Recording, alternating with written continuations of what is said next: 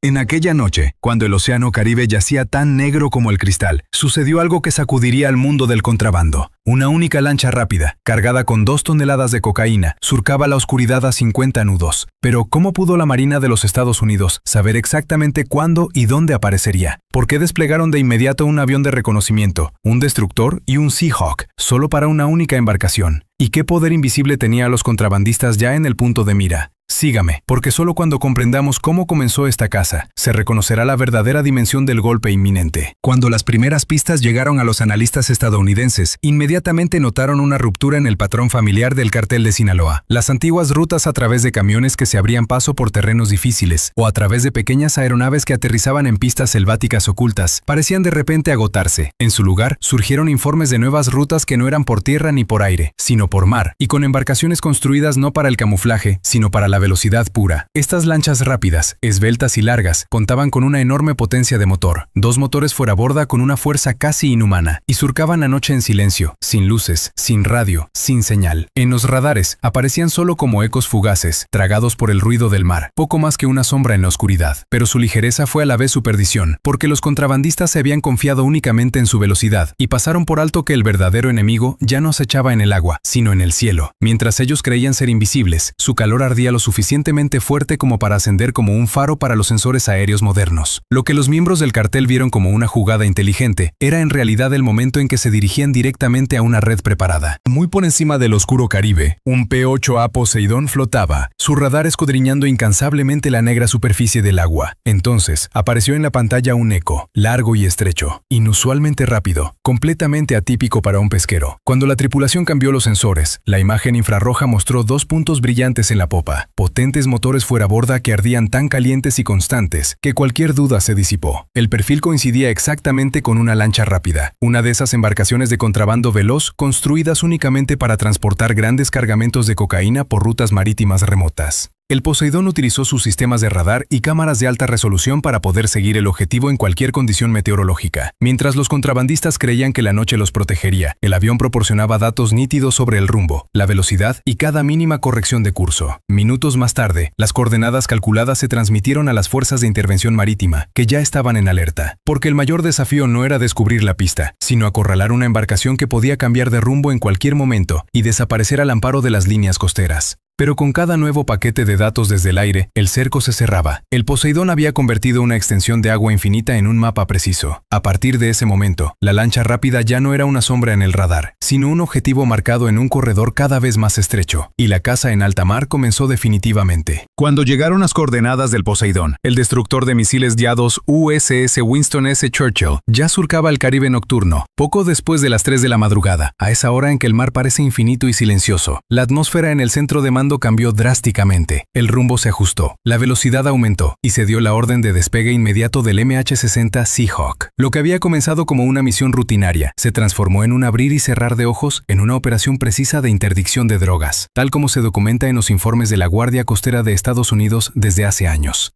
En la cubierta de vuelo, los equipos trabajaban bajo la máxima presión mientras el Seahawk cobraba vida. Al mismo tiempo, los tiradores de la Guardia Costera estacionados a bordo se preparaban. Especialistas cuya misión era inusual y altamente sensible. No debían impactar a los contrabandistas, sino solo a los motores. Esos 2 fuera borda que daban al barco su devastadora velocidad. Esta táctica había demostrado su eficacia en numerosas operaciones, ya que evitaba víctimas innecesarias, aseguraba pruebas cruciales y permitía interrogar a los hombres a bordo vivos y evaluar sus dispositivos electrónicos.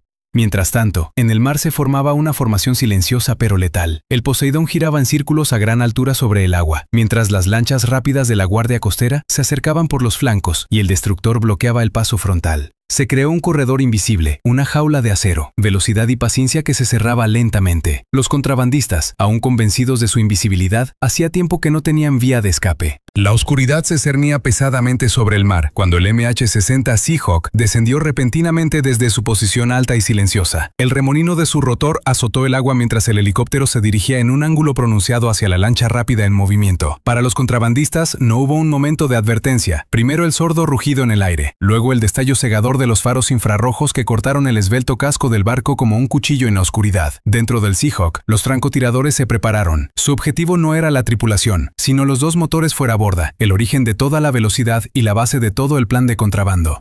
El mar estaba agitado, el barco saltaba sobre las crestas de las olas, el helicóptero vibraba, y sin embargo, el disparo debía efectuarse en el momento exacto. 2 ráfagas cortas rompieron la noche, las balas impactaron en los motores, el metal estalló, una llamarada se liberó, y de repente el rugido ensordecedor de las máquinas se silenció. La embarcación perdió repentinamente su potencia, giró de lado, se bamboleó y finalmente se deslizó sin control sobre las aguas negras. Para los contrabandistas, este momento significó el fin de toda esperanza. Sin propulsión, sin velocidad, sin la noche como aliada, eran solo un objetivo a la deriva.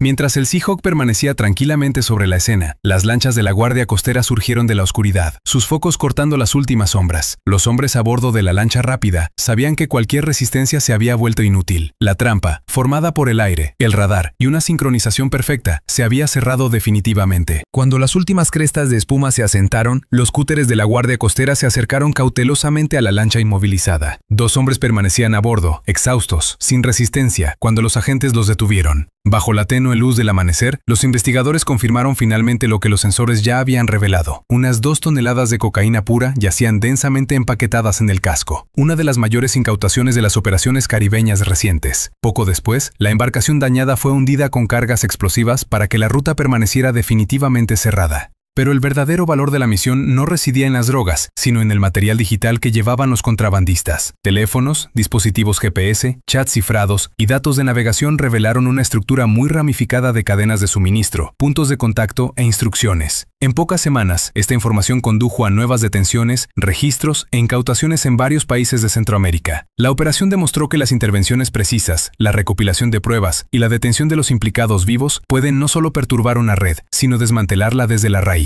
Cuando la embarcación hundida perdió su último rastro en el mar, ya estaba claro. Un solo error de los contrabandistas había provocado el colapso de un sistema mucho más grande que ellos mismos.